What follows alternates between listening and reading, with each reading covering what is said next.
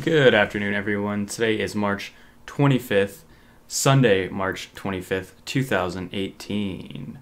So, to get into this article, there's an article that I do want to bring up, and this is something that I've been particularly interested in combining for a while now, and that's Litecoin and the stock markets. Ever since the beginning of February this year, the stock markets have taken quite a plunge. I believe as well cliff high.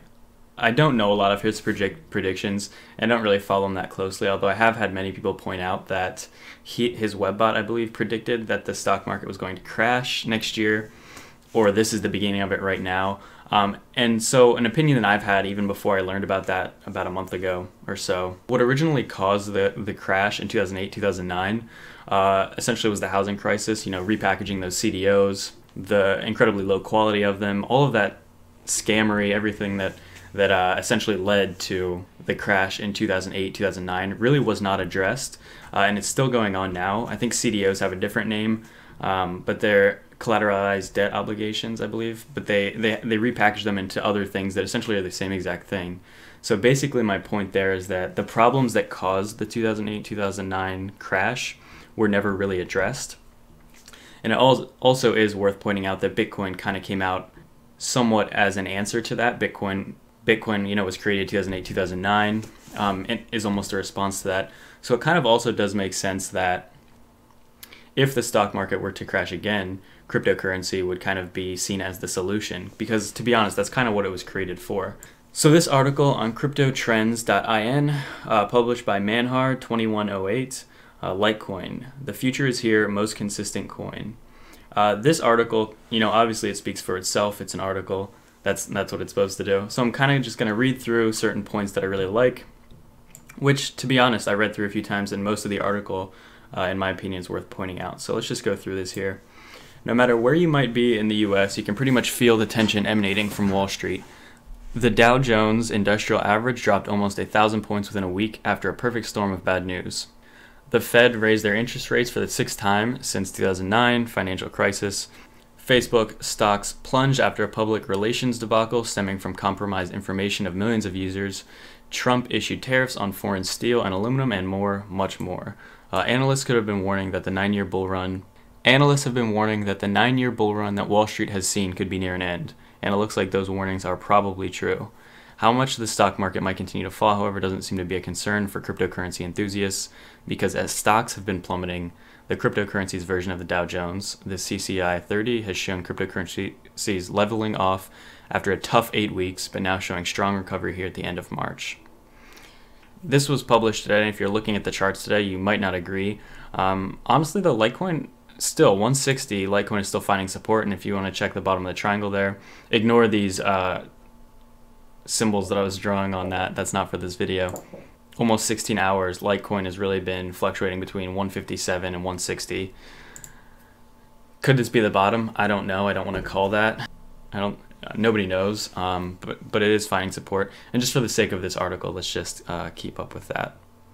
As crypto proves its mettle to the financial world, it's looking like a better and better option to soured Wall Street investors who on Friday dumped almost 2% of the entire market as stock values pretty much across the board took a nosedive.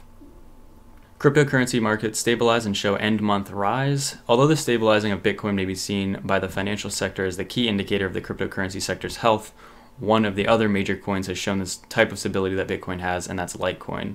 The steady but sure Litecoin has fluctuated this week less than any of the major cryptos, maintaining its value in a highly consistent, stable trajectory.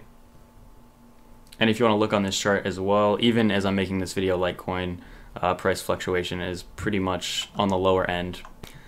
So crypto analysts pretty much credit this massive surge in Wall Street investment for December's 2017's altcoins price spike, a phenomenon known as the Wall Street rush.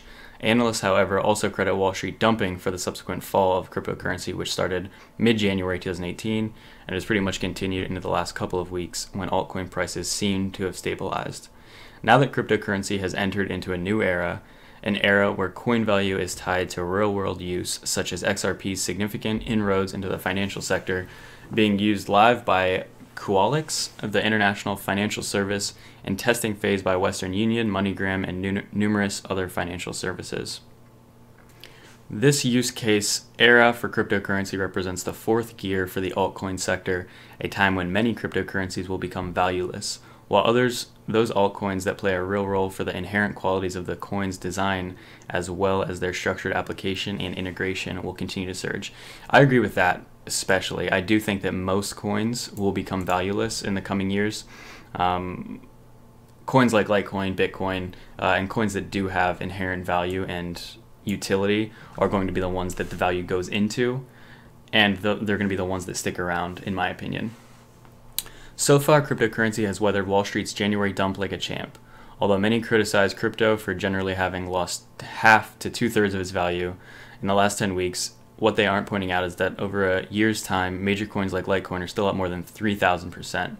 Now there are more than 1,400 coins traded on the world's more than 100 exchanges. Most are coins released to support funding ideas, projects that founders propose to accomplish in ways that are not tied to the coin they're promoting, but merely promise to simply use coin proceeds to carry out some great idea. As Wall Streeters continue to dive back into the cryptocurrency sector, look for the majors to continue their upward trend, as well as late-comer coins that are truly being used for the qualities of their coin in real-world application. So basically, what I want to sum that up with, it kind of leads me into a good point, because this author, Manhar at 2108, worded that nicely, in my opinion. Basically, in my opinion, though, when the market does get back on track, and I've been saying this for a while, because this is what we see, when it does get back on track, when we break that 400, 500, 600 billion dollar global market cap, we're going to see money pour in incredibly fast. Like right now, it's just been sideways for months now. Essentially since the beginning of January, mid-January, it's been trading pretty sideways. But when we're not in that type of market, what do you see? We see insane growth like we saw at the end of 2017. And I think that's what we're going to see whenever the market gets back on track. It's not going to be, in my opinion, I don't think it's going to be,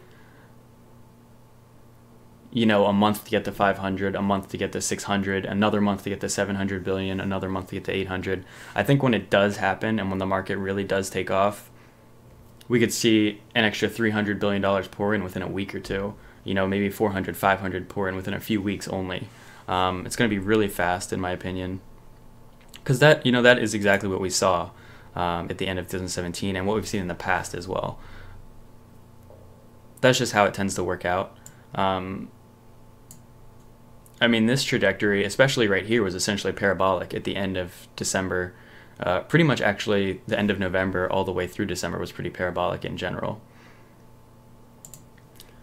So yeah, basically that's all I wanted to say in this video. If you guys have any thoughts specifically on Wall Street, on traditional financial investing as it relates to cryptocurrency, or just opinions on the traditional stock market in general, I would love to hear them in the comments. I'm pretty interested in that because I do think it's possible that we could be seeing the beginning of a worse version of the 2008-2009 financial collapse.